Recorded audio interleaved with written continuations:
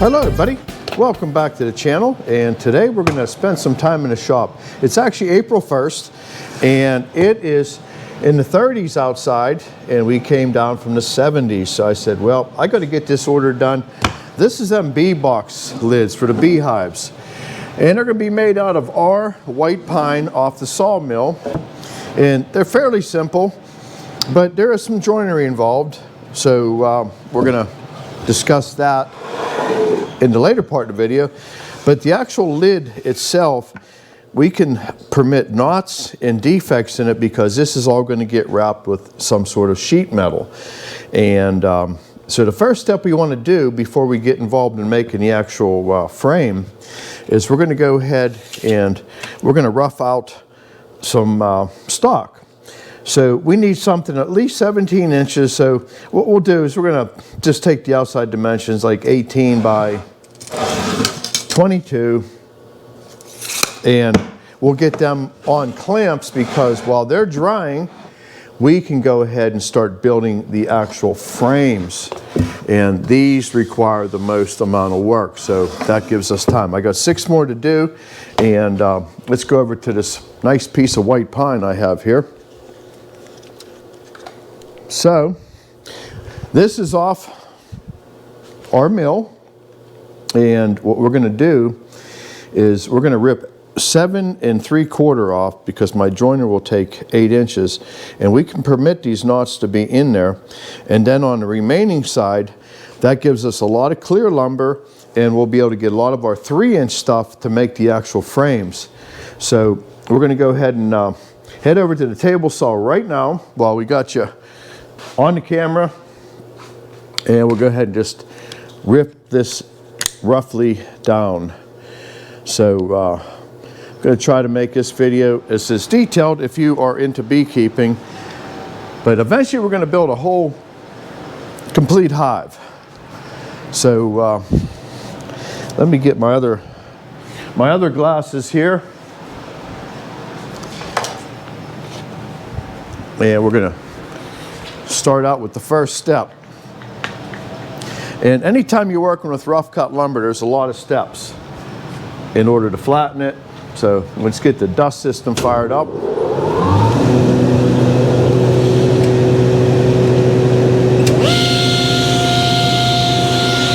And we're not going to straighten this edge in the beginning, because we're going to take care of that with the joiner, the little joiner. And I'm kind of cramped for space with that chop saw sitting over there.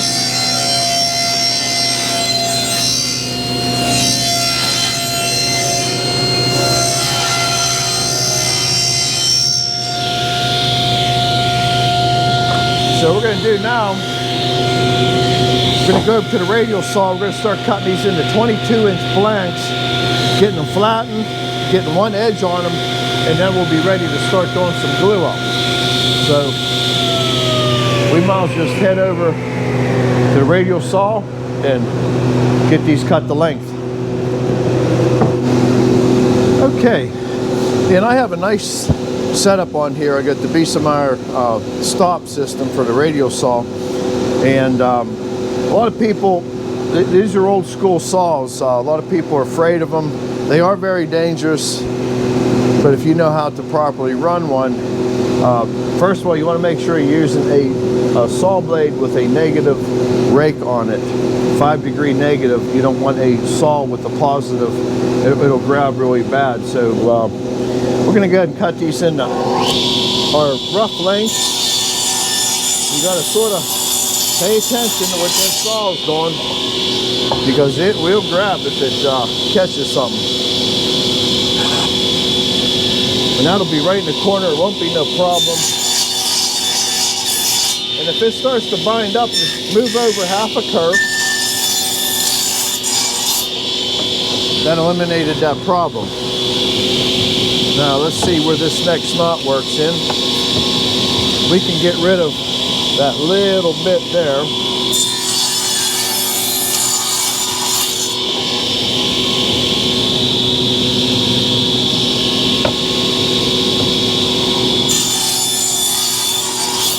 We're going to make 6 lids, so we need a dozen I think we can do the same thing here. So we can get rid of that knot. And always try to think a step ahead so you're getting the most yield out of your lumber. So that's step 2. Now we're gonna go right over here while we got you going here, right over to our 8-inch joiner. And let's see if we can get a better camera angle. This shop is really hard to film in, but it works out. So what we want to do is make sure that this fence is all the way to the edge, and we'll check it with the board. So what we want to do is we're going to flatten it first. Okay, we got enough knife there to catch it, and you sort of want to look at your board and see which way it's going to be most stable. Most important thing, if you don't have a feeder, make yourself up a push board. Little cleat on the back catches the back of the board. This keeps it nice and flat to the table and keeps your fingers attached. A joiner is another very dangerous tool, but this is good old Powermatic from back in the 70s. So what we're going to do is we're going to do 2 steps on it.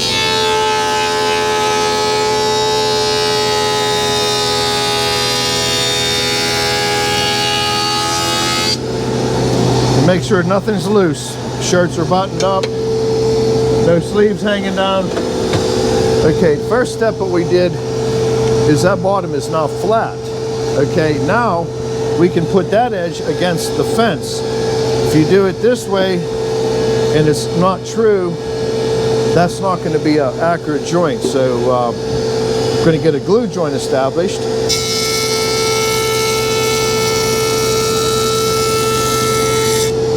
And this will meet the next board, and this will be a perfect glue joint. You can actually see a dog mark in there from the sawmill, so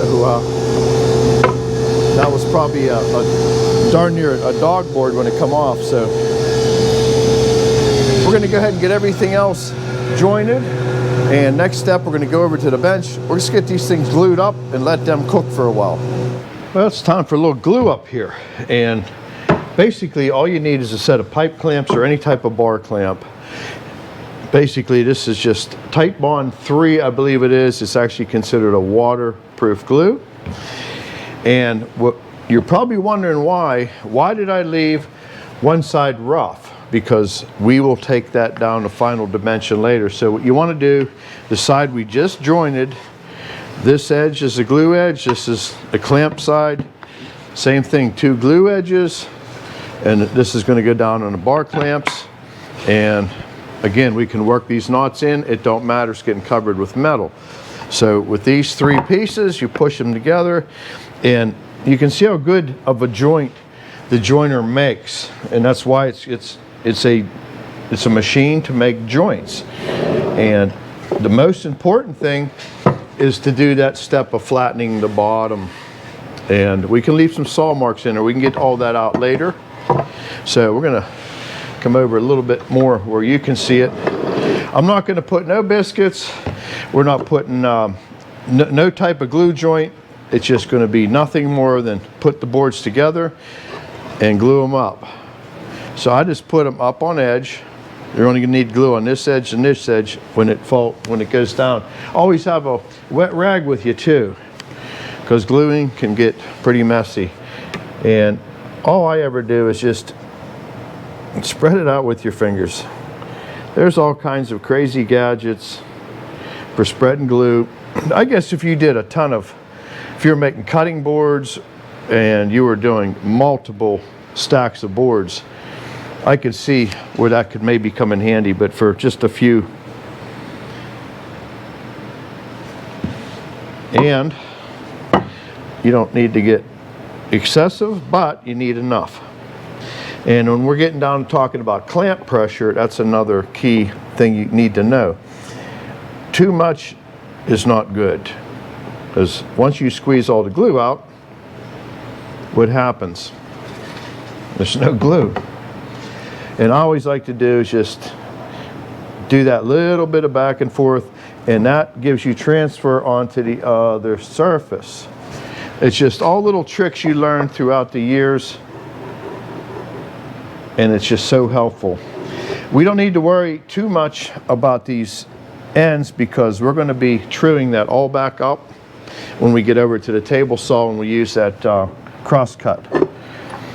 So we're just going to just give it, just once you see a little bit of glue coming up out, that's all you need. And always try to do is just keep a little bit of downward pressure, and that's about it.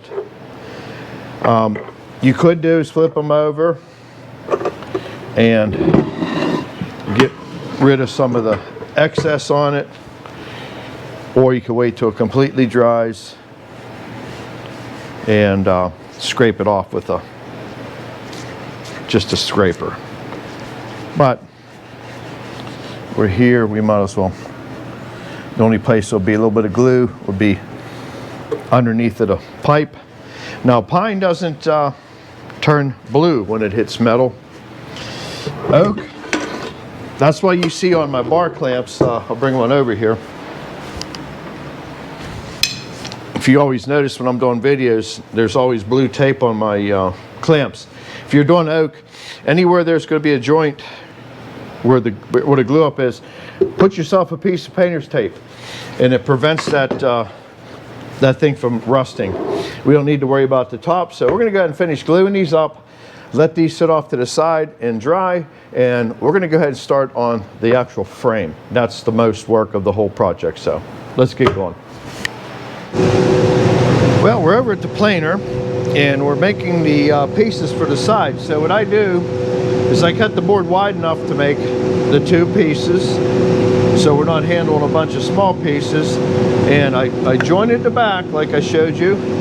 I put one good edge on, I put a pencil mark there so I don't forget, because that's easy to do.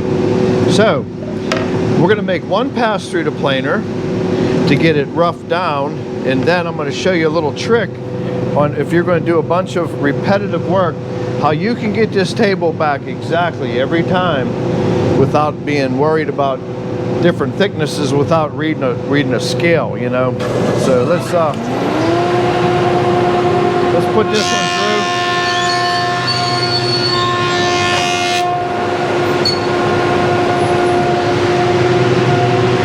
So at this point I would go through all my boards until I gone down to this thickness. Now we're going to go for the final thickness.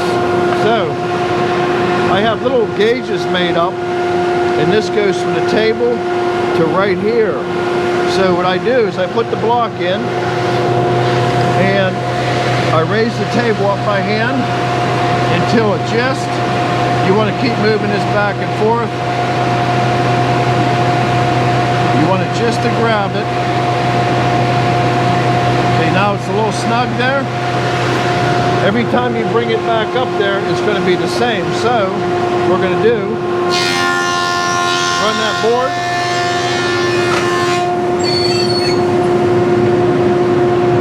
And if I had to reset to make one or two more pieces, if I go back up to there, they're always going to be the same. So I'm going to go ahead and finish planing these, and we're going to be over at the table saw. Let's cut the strips down. All right. Now we're going to get them down to our final width, and again we're going to make sure we put the X against the fence because that is going to be straight. So we'll go ahead and rip a few of these down. We'll get them cut to length, and then it's going to be time to do some work with the dado head. So it's all process.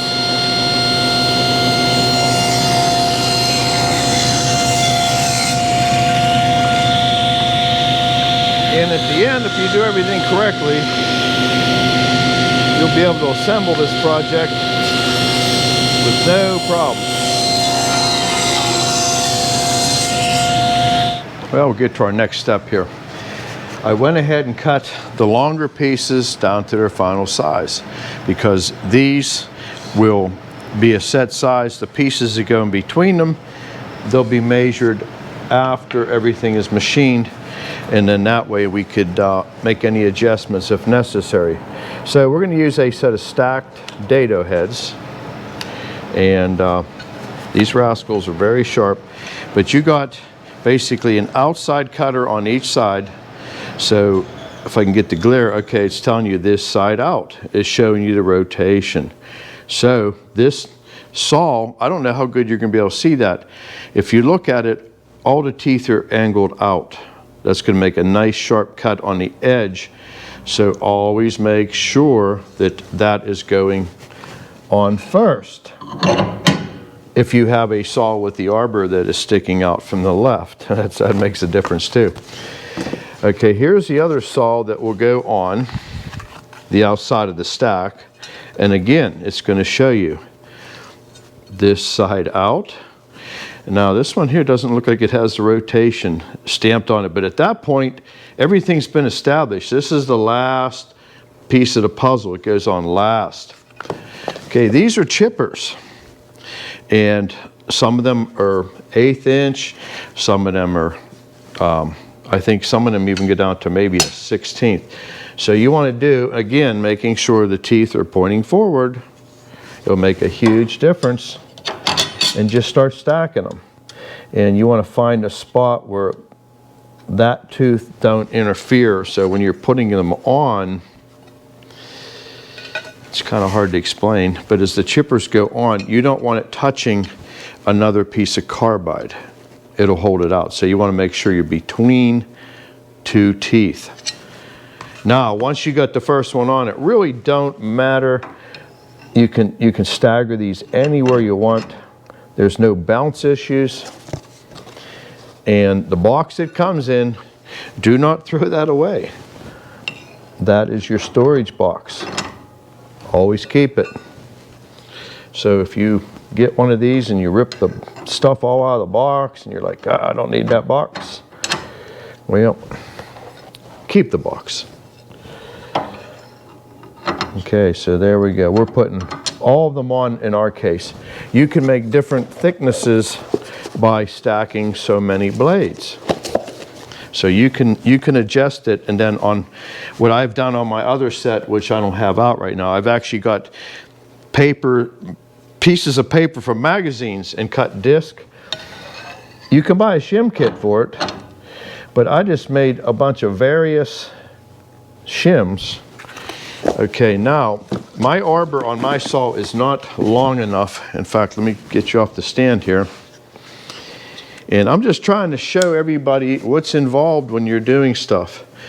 Okay, because normally when you have a saw blade, you're going to want to have a collar on it, the outside collar. In this case, it's not going to fit. So basically, you just want to put the saw nut on up against that, and then we're going to go ahead and just snug it down with the wrench. Then you can see there's a lot of blades on here. So let me get you back in the stand. And if you have any questions, ask it in a comment. I'm trying to make videos that are detailed and not just rush through. I hope you walk away from one of these videos. Now you just want to pull back just slightly. You don't have to torque a saw down because it spins against it. And we want to put our dado insert. It's made for running dado head. Now, what I had originally done on this last batch is, let me go grab my piece of plexiglass. So, here was a piece that I had cut before.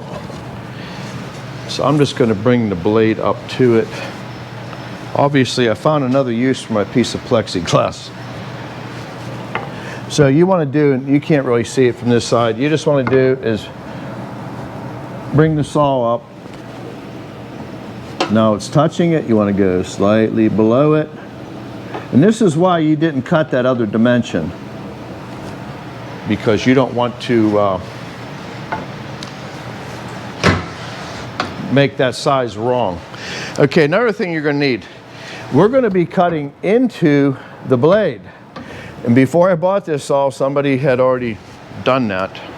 That's a no-no. So you want to make yourself a sacrificial fence. And what I did with this, and you can see that where the blade's going to be, this is actually a hold down, so it sits on here nice and snug. Also, I put a T-nut down in through the fence, and we will bring this back until that thing, where it'll fall down in. There it goes. And that locks it in place. And if we did our homework correctly, let's see if, oh yeah, it's nice and snug. See that? And that's why I use that gauge on the planer. It brings the board back to the same thickness all the time. And sorry about me blocking your camera view here. I already have a measurement written down on the actual, I know where it has to be. And I put 1 3/8 heavy. That's what I always do. When I find something that's going to be a little bit on the heavy side, I just put a plus there. And I believe that we're going to clear that. So we're going to grab a piece of scrap here. Well, we're going to go ahead with the right pieces. So what I'm going to do is I'll bring you back here once I get a miter gauge set up, and we'll go ahead and show you how this works. Okay, we're ready to roll here. So I got my miter gauge on here, and basically you want to make sure that that is sitting square to the fence. This is the only time you really are safe to run something to the fence. So what we're going to do is just double check our depth here, and we should be within a very close tolerance. I'm not going to fire the dust system up just for these couple test cuts as far as noise. So this is how we're going to make the one part. Then at this point you want to check, and that's absolutely perfect. But it's all about setting up. Don't get in a rush. So we're going to do all the ends.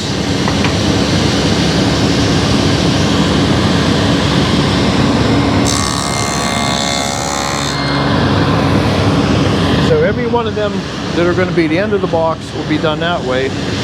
And this is set up real nice that holds it down. I don't think we need to move that miter gauge. And always use a push stick.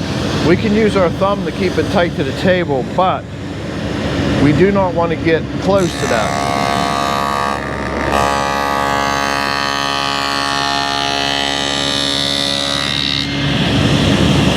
So this piece now is complete, and then we're going to do the same thing to the bottom of the side.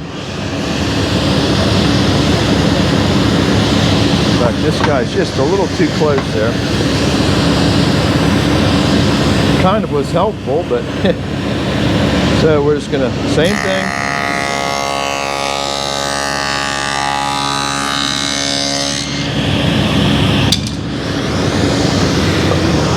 And when these two pieces go together, you'll see that that will be able to receive the lid.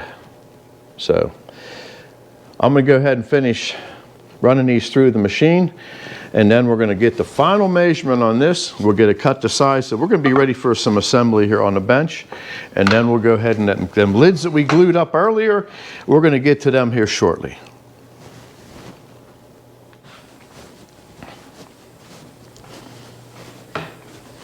Well, if we did our math correctly and set the machines up correctly, this should go together pretty easily. So I have already cut these middle pieces to the correct size. And all we're doing, a little bit of glue, a couple staples, so we'll go ahead and get a frame assembled for you. And then we're going to go ahead and start dealing with them lids, the actual panel. So just a little bit of glue. And glue is always helpful. You want to make sure that this is absolutely flush here, because if it's not, that lid's not going to fit correctly. So we're just going to send 2 staples in, each corner here.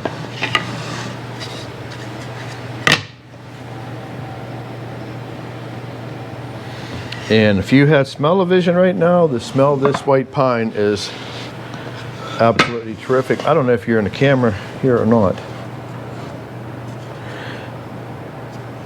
I try to get you the best. And also, when you're shooting staples, that's an 1.5 inch staple. Try to stay back at least 1.5 inches with your fingers, because every once in a while, a staple goes somewhere else where it's not supposed to go, and sometimes it'll be your finger. So we're just going to put a little bit of glue on the ends. Plywood is really bad for that. So if you have a little too much trust in that thing, eventually it's going to bite you. That's a bad day.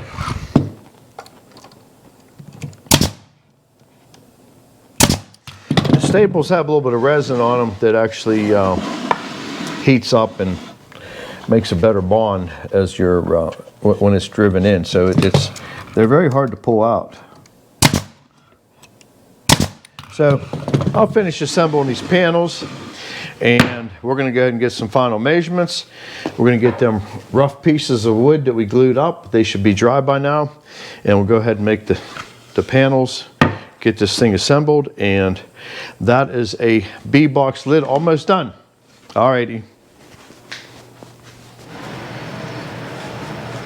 Well, I set up my sliding table saw, my slider for my table saw rather, and it's set at 90 degrees. So every time you put this fence on here, there's a stop. And I know every time I make a cut, this will be 90 degrees. And it's capable of doing angles up to 45 degrees.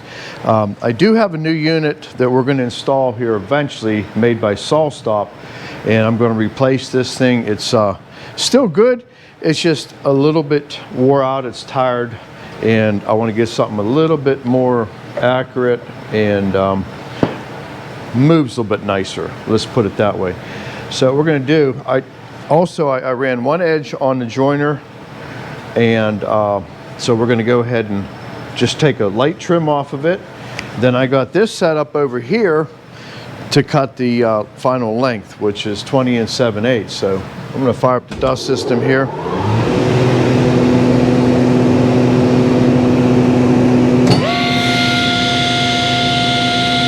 And we're just going to take off just enough to clean it up.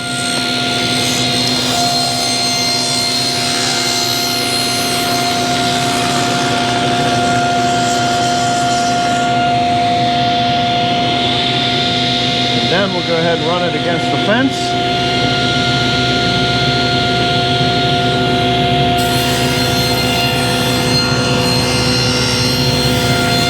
We got rid of most of that nasty knot. And then we'll go ahead and rip it to our final width. And this will be ready to put inside the lid there. So I'll get these cut, and we'll be over at the workbench here in a minute.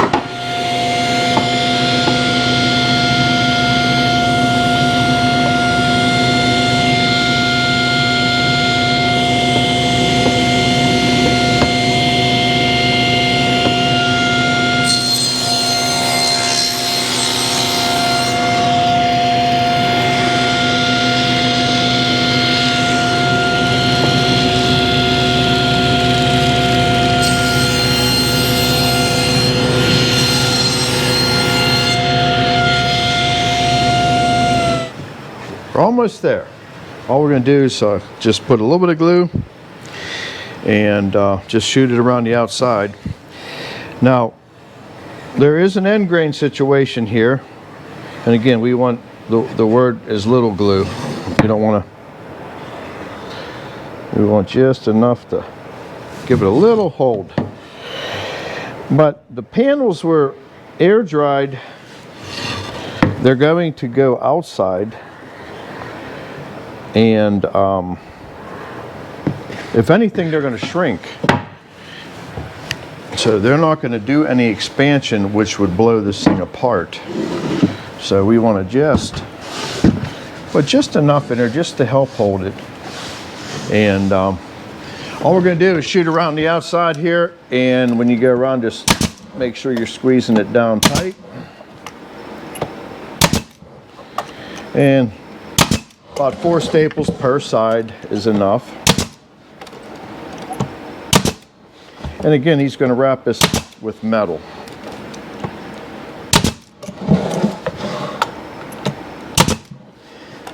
So this is pretty much wrapping up what it is to build a lid for a beehive.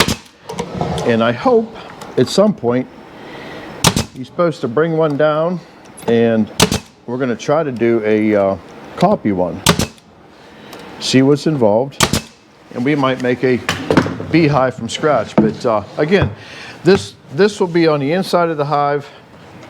The outside of this thing will be absolutely wrapped in metal, and the knots won't matter because it's going to be under the metal. So that concludes that. Well, I hope you liked the content of this video, and thanks for coming along. And I'm sure that they're going to be very happy about these lids. And if they wrap them with metal, I think they'll get many, many years out of them. And again, it's nice to work with something that you sawed on your own sawmill and turned it into an actual end product. I have a lot more shop content coming your way. My days are getting a lot more abundant, that I'm getting closer to my retirement, so I'll be out in the shop a lot more. We have a vanity build. We're going to build a nice shaker style vanity. I believe we're going to make it out of maple. I haven't got the actual verification of what we're going to use for actual wood, but it's going to be shaker style. It's going to be about a 10-foot long vanity, so will be one of your videos out in the shop. Still want to finish my barbecue stand. We got to finish that wood cutting station for up at Uncle Edmund's, and working on something over on the workbench there, and it's going to be something to do with tomato steaks. So a lot of crazy projects coming up. But if you liked it, please do me a favor, give me the thumbs up, and if you haven't subscribed, please consider subscribing. The channel's getting close to 100,000 viewers now, and it very much pleasures me to bring somebody along and show them stuff that we do in the shop here. So I'll catch you on the next one, and I don't know what we'll be doing, but we'll be doing something. Alrighty, bye-bye.